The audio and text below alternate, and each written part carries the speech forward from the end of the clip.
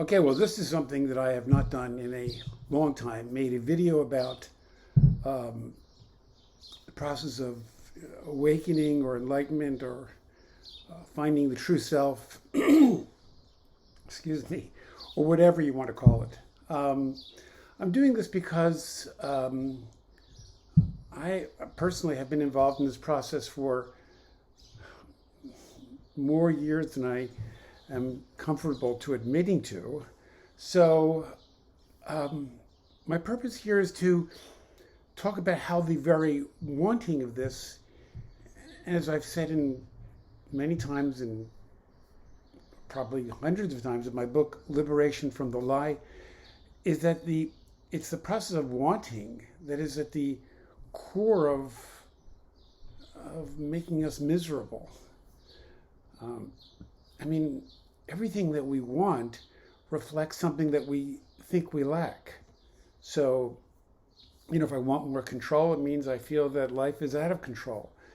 If I want more money, at a reasonable minimum, it means I never think I have enough. If I want more love, it means I feel I'm unloved.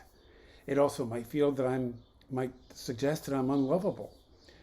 So the wanting to be enlightened and reading all these ancient sages and people from India and China is as if they know and you don't. In most cases, they don't, or they only knew for themselves. This process of knowing is a personal process. You can't know yourself by spending your life reading the thoughts of others. You can only know by finding out what is real and true.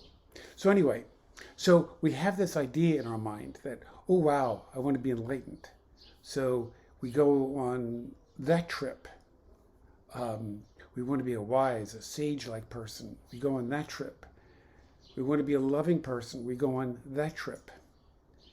But all of these are psychologically projected scenarios. All of them reflect lack. All of them. When you say, this is my story, that's just your mind projecting a psychologically mediated scenario fundamentally based in lack. You're scared to be yourself. And you probably even have lost touch with who you are because you're always needing something. You're always wanting something. Now there are reasonable wants and needs. I want a place to live. I want food security. They're baseline. We're not really talking about those. We're talking about more elevated needs and wants. I need my wife to love me. I need a girlfriend. I need a boyfriend. I need to be enlightened. Whatever it is. All of these are my story. So then life happens. And when my story collides with life, and the two aren't really meshing, as they often aren't, then there is suffering. So we amp up my story. I don't know enough. I need to read more. I need to meditate more. I need to be more self-aware. I need to have more presence. Blah, blah, blah. And we don't awaken really to the realization that my story, my life, isn't yours at all. There's just this. And this has little to do with any projected my life, my story. So I'm sitting around depressed that, God, life is just miserable and nothing's working out for me. Then my story, my life, is in conflict with reality. I'm always pushing and pushing and pushing and pushing my story, the one that I need to be true to be happy. So I'm unhappy. It's a perfect recipe for unhappiness. I need to read more Ramana. I need to, watch more awakening videos. Do what I've done. Only to discover that this my life was never yours to begin with. There is no my life.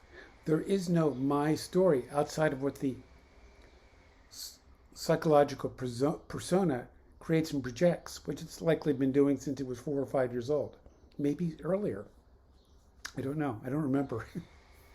So this whole awakening means is seeing all of this as nonsense.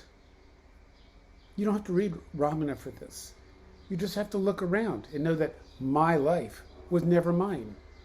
Life is not yours. You don't really have a life. You can't possess life. Rather, life possesses you. And that's where it gets interesting. Life possesses you. Life possesses you in this moment. That's all there is. Drop the my story, my life, what I need to do, what I need, blah, blah, blah. Drop it. Life possesses you right now. And it will also possess you a minute from now, and 5 minutes from now, and 5 months from now. You're always possessed by life. That's really the only truth we need. The mind doesn't need anything. Life will do all the work. All the heavy lifting is done by life. My story is a lie. Your needs are based all on lack. All of those are lies too. Yes, there might be a psychological, deep sense idea of unworthiness, which I must work hard by getting more security, more money, more love, more power, more enlightenment, more anything. But all of that is simply sustaining the underlying lack belief. See that? The more you push in that positive direction, the more you strengthen the negative core. You got to give it all up. You got to be whatever that isn't. So, anyway, perhaps more to come. I'm not sure. All right. Bye-bye.